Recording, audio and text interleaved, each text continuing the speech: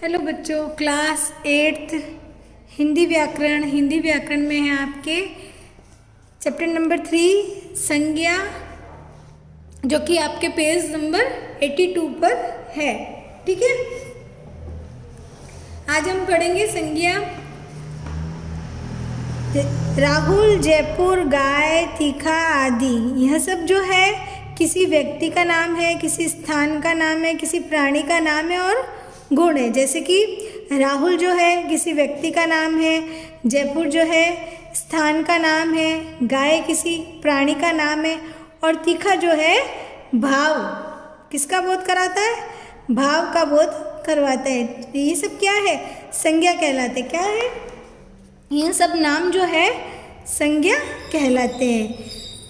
जैसे कि संज्ञा की यहाँ पे परिभाषा दे रखी है, किसी व्यक्ति, स्थान, प्राणी आदि के नाम, गुण, भाव आदि का बोध कराने वाले शब्द संज्ञा कहलाते हैं। यह तो आपको भी आती है, जैसे कि सचिन, आम, मेज, गंगा, बुढ़ापा आदि, यह सब जो है संज्ञा शब्द है और यह है जो संज्ञा की परिभाषा है। ठीक है, यहाँ पे और दे रखा है आपके विशेष व्यक्ति, वस्तु, स्थान आदि के नाम पर कुछ नाम केवल साधारण जाति का बोध कराने वाले होते हैं, जैसे कि ग्राम, शहर, पर्वत, पुस्तक आदि।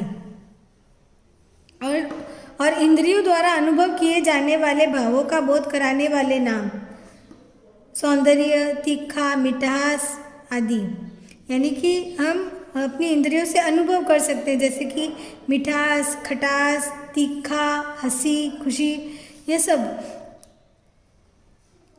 अब है व्यक्ति, श्री राम, मोहन, बालक, पुरुष, स्त्री आदि, यहाँ पे वस्तुओं के नाम दे रखे हैं, व्यक्तियों के नाम दे रखे हैं, स्थानों के नाम और भावों के नाम, यहाँ है सब संज्ञा शब्द है। श्री राम, मोहन, बालक, पुरुष, स्त्री आदि, यह व्यक्तियों के नाम हैं।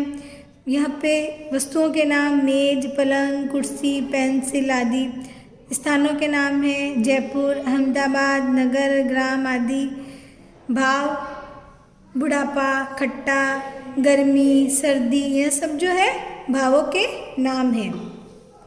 अब है आपके संज्ञा के भेद। क्या है, संज्ञा के भेद। संज्ञा के भेद आपने पहले भी पढ़े थे, व्यक्तिवाचक संज्ञा, भाववाचक संज्ञा और जातिवाचक संज्ञा। ठीक है, और आपने समुदायवाचक यानी समूहवाचक और द्रव्यवाचक के बारे में भी पढ़ा है, जो कि जातिवाचक के अंतर्गत ही आते हैं, समुदायवाचक और द्रव्यवाचक संज्ञा। सबसे पहले हम पढ़ते हैं व्यक्तिवाचक संज्ञा। जो शब्द किसी विशेष व्यक्ति, वस्तु, स्थान अथवा प्राणी के नाम का बोध कराते हैं, वे जो होते हैं क्या है, व्यक्तिवाचक संज्ञा। क्या कहलाते हैं, व्यक्तिवाचक संज्ञा। जो शब्द किसी विशेष व्यक्ति, क्या है, विशेष व्यक्ति, वस्तु, स्थान अथवा प्राणी के नाम का बोध कराते हैं, क्या कहलाता है, व्यक्तिवाचक संज्ञा। तो इसमें देखो, जैसे कि महात्मा गांधी विशेष व्यक्ति है, मेज, दिल्ली, गाय, रामायण, हमारी जो ग्रंथ, जो हमारी पवित्र पुस्तक है, तो यह जो क्या है, यह सब नाम है। महात्मा गांधी, मेज, दिल्ली, स्थान का नाम है, विशेष स्थान का नाम है, मेज वस्तु का नाम है, व्यक्ति महात्मा गांधी जो नाम है, गाय प्राणी का नाम है, रामायण, यह जो क्या है, व्यक्तिवाचक संज्ञा के उदाहरण है। ठीक है, इसके बाद में हम देखते हैं जातिवाचक संज्ञा। क्या है, जातिवाचक संज्ञा। जातिवाचक संज्ञा में किसी जाति या वर्ग का बोध कराने वाले शब्द, यानी कि किसी जाति या किसी वर्ग का बोध कराने वाले शब्द जो होते हैं, संज्ञा शब्द को जातिवाचक संज्ञा कहा जाता है। जैसे कि मनुष्य, पर्वत, पुस्तक, पक्षी, लड़का, यह सब है जो जातिवाचक के उदाहरण है। इसमें मित्र भी आता है जातिवाचक में, साधु है जातिवाचक संज्ञा है, नारी है, पशु है, यह सब जो क्या है जातिवाचक संज्ञा है। बच्चा है, लड़का है, सब लड़का, लड़की, नगर, गांव, सब जातिवाचक संज्ञा में आते हैं। यानी कि जाति के नाम का बोध कराने वाले शब्दों को जातिवाचक संज्ञा कहा जाता है, किसी जाति या वर्ग का बोध कराने वाले संज्ञा शब्द। ठीक है, उसके बाद में है आपके भाववाचक। क्या है? भाववाचक संज्ञा। भाववाचक संज्ञा में गुण, दोष, धर्म आदि भावों का बोध कराने वाले शब्दों को भाववाचक संज्ञा कहा जाता है, जिसे हम महसूस कर सकते हैं। जैसे कि हम अपनी इंद्रियों द्वारा महसूस कर सकते हैं, अनुभव कर सकते हैं भाववाचक संज्ञा, जैसे मिठास, सौंदर्य, बुढ़ापा, गर्मी, सर्दी, हम इन्हें अनुभव कर सकते हैं। क्या होता है? भाववाचक संज्ञा है। बुराई, अच्छाई, उदारता, मिठास, तो ये क्या है? सब भाववाचक संज्ञा है। भाववाचक संज्ञा के यहाँ पे उदाहरण भी दे रखे हैं। तो गुण, दोष, जिसमें गुण भी आते हैं, दोष भी आते हैं और भाव भी आते हैं। धर्म भाववाचक संज्ञा कहलाते हैं। शब्दों को भाववाचक संज्ञा कहते हैं। फिर है आपके समुदायवाचक संज्ञा। क्या है? समुदायवाचक संज्ञा। किसी समुदाय या समूह का बोध कराने वाले शब्दों को समुदायवाचक संज्ञा कहते हैं। यानी कि जिन संज्ञा शब्दों से किसी भी व्यक्ति या वस्तु के समूह का बोध होता है, कोई भी व्यक्ति या वस्तु का समूह, जो ग्रुप जो होता है, समूह का बोध होता है, उन शब्दों को समूहवाचक या समुदायवाचक भी कहा जाता है। जैसे कि भीड़, सेना, मेला, सभा आदि जो क्या है समुदायवाचक संज्ञा। यानी कि इसमें परिवार भी आता है, पुस्तकालय भी आता है, गिरोह भी आता है, सेना, दल, गुच्छा, टुकड़ी आदि शब्द में किसी न किसी समूह का बोध कराते हैं। जैसे कि जिस प्रकार एक पुस्तकालय है, पुस्तकालय जो है समुदायवाचक में आता है। किस में आता है? समुदायवाचक में आता है पुस्तकालय। यह जो समुदायवाचक में आता है, यानी कि पुस्तकालय पुस्तकों के समूह किससे बनता है? बहुत सारी पुस्तकों का समूह होता है, तो उससे क्या बनता है? पुस्तकालय। तो उसी प्रकार टुकड़ी सैनिकों का एक समूह होता है। यानी कि बोलते हैं ना टुकड़ी, सैनिकों का कुछ समूह होता है, तो उसको क्या बोलते हैं? टुकड़ी। तो वह सैनिकों का समूह हुआ। तो यह भी जो है समूहवाचक संज्ञा में आते हैं। कक्षा है। कक्षा में क्या होता है? बच्चों का, जिसमें बच्चों का समूह होता है, कक्षा, तो वह जो है समुदायवाचक में आता है। ठीक है, उसके बाद में है आपके पांचवा द्रव्यवाचक संज्ञा। जिन शब्दों से किसी धातु, द्रव्य, पदार्थ आदि का बोध होता है। यानी कि जो शब्द किसी ठोस, तरल पदार्थ, धातु, अधातु या द्रव्य का बोध करते हैं, द्रव्यवाचक संज्ञा कहलाते हैं। द्रव्यवाचक संज्ञाएं ढेर के रूप में नापी या तोली जाती है। यानी कि ढेर के रूप में नापी या तोली जाती है। जैसे कि यहाँ पे दे रखा है सोना, चांदी, पीतल, चावल, गेहूँ आदि। तो हम जैसे कि हम गेहूँ बोलते हैं, तो एक गेहूँ नहीं बल्कि बहुत सारा उसका ढेर होता है। जैसे कि कोयला, पानी, तेल, घी, लोहा, सोना, चांदी, हीरा, चीनी, फल, सब्जी आदि क्या है? द्रव्यवाचक संज्ञा में। इन्हें संख्याओं में गिना नहीं जाता है। यानी कि इन्हें गिना नहीं जाता है, बल्कि इन्हें नापा या तोला जाता है।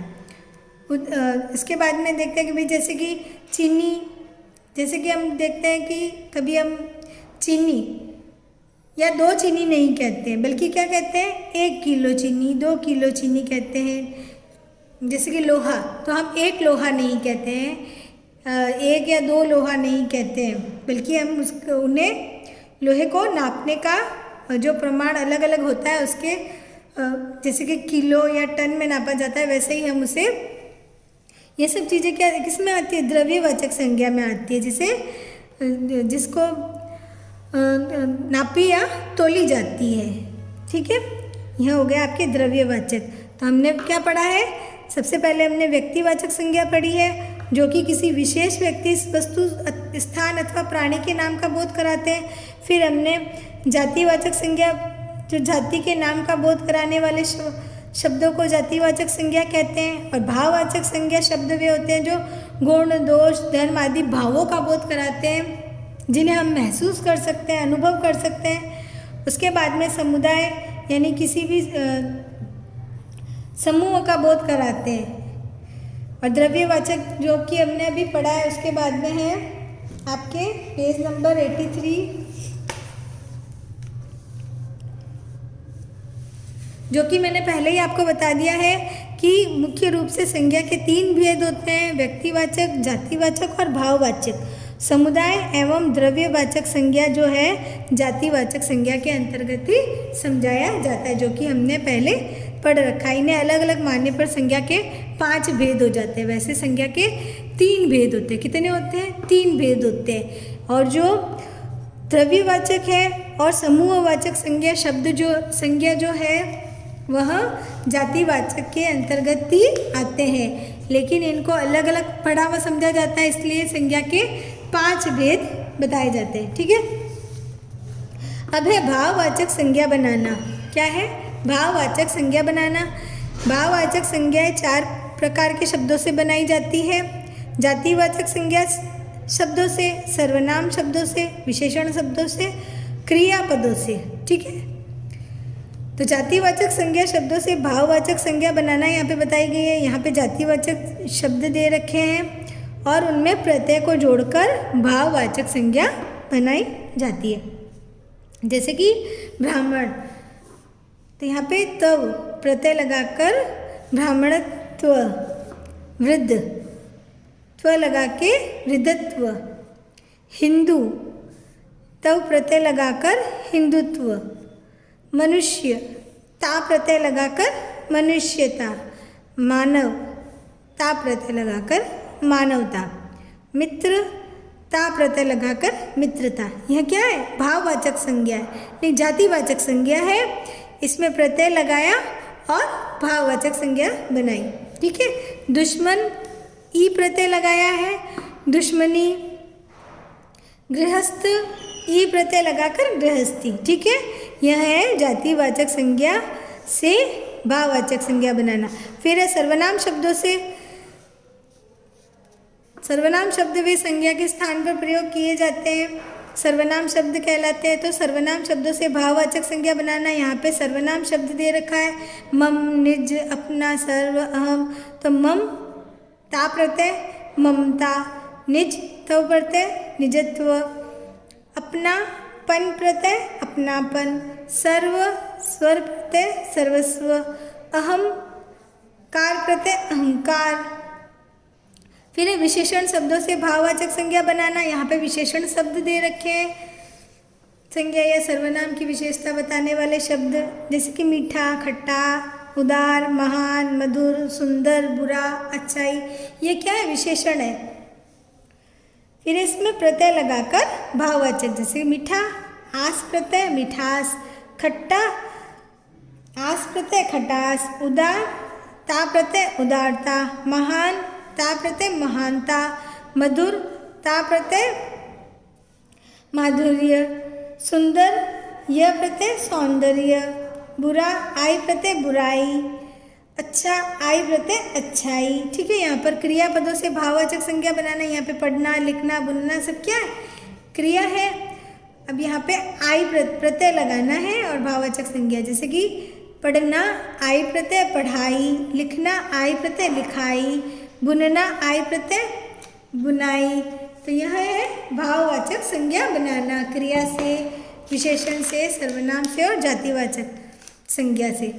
यहाँ पे भी क्रिया शब्द दे रखे हैं, इनसे आपको भाववाचक संज्ञा बनानी है प्रत्यय लगाकर। चढ़ना आई प्रत्यय चढ़ाई, थकना आवट प्रत्यय थकावट, बनाना आवट प्रत्यय बनावट, पूजना आप प्रत्यय पूजा, उतरना, आ प्रत्यय उतारा। ठीक है, उसके बाद में अभ्यास प्रश्न है आपके। सबसे पहला प्रश्न है संज्ञा की परिभाषा लिखिए, जो कि आप खुद लिख सकते हैं। यहाँ पे पीछे दे रखी है किसी व्यक्ति, पेज नंबर 82 पर किसी व्यक्ति, स्थान, प्राणी आदि के नाम, गुण, भाव आदि का बोध कराने वाले शब्द संज्ञा कहलाते हैं, और साथ में उदाहरण भी दे रखा है। उसके बाद में संज्ञा के भेदों के नाम, तो संज्ञा के आपको तीनों भेदों के नाम लिखने हैं, व्यक्तिवाचक संज्ञा, जातिवाचक संज्ञा और भाववाचक संज्ञा। ठीक है, यहाँ पे आपके संज्ञा के भेदों के नाम दे रखे हैं। ठीक है, उसके बाद में व्यक्तिवाचक एवं जातिवाचक संज्ञा में अंतर स्पष्ट कीजिए। तो यहाँ पे मैंने लिखा हुआ भी है, व्यक्तिवाचक संज्ञा किसी विशेष व्यक्ति, वस्तु या स्थान का बोध कराते हैं, जबकि जातिवाचक संज्ञा संपूर्ण जाति का बोध कराते हैं। ठीक है, यह इनमें अंतर है। फिर है भाववाचक संज्ञा किन किन शब्दों से बनती है। भाववाचक संज्ञा जातिवाचक से, सर्वनाम से, विशेषण से, क्रिया से तथा अवयव शब्दों से बनती है। ठीक है, उसके बाद में नीचे लिखे शब्दों से भाववाचक संज्ञा शब्द बनाकर लिखिए। यहाँ पर शब्द दे रखे हैं और यहाँ पे भाववाचक संज्ञा बनाना है, यहाँ आपको खुद को करना है। उसके बाद में आपके जातिवाचक संज्ञा के 5 उदाहरण, कोई भी आप 5 उदाहरण लिख सकते हैं, पर्वत, पुस्तक, मनुष्य, गांव, शहर। उसके बाद में आपके द्रव्यवाचक एवं समुदायवाचक संज्ञा की परिभाषा लिखिए। द्रव्यवाचक की परिभाषा और समुदायवाचक संज्ञा की परिभाषा लिखनी है, तो आप यहाँ से भी लिख सकते हैं समुदायवाचक संज्ञा की परिभाषा और द्रव्यवाचक संज्ञा की।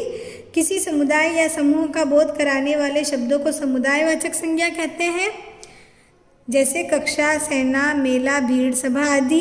द्रव्यवाचक संज्ञा जिन शब्दों से किसी धातु, द्रव्य, पदार्थ आदि का बोध होता है उन्हें द्रव्यवाचक संज्ञा कहते हैं, जैसे सोना, चांदी, पीतल, चावल, गेहूँ आदि। ठीक है, यह प्रश्न आपको कॉपी में करने हैं और यह चैप्टर जो है आपको वापस से पढ़ना है। ठीक है, थैंक यू बच्चों।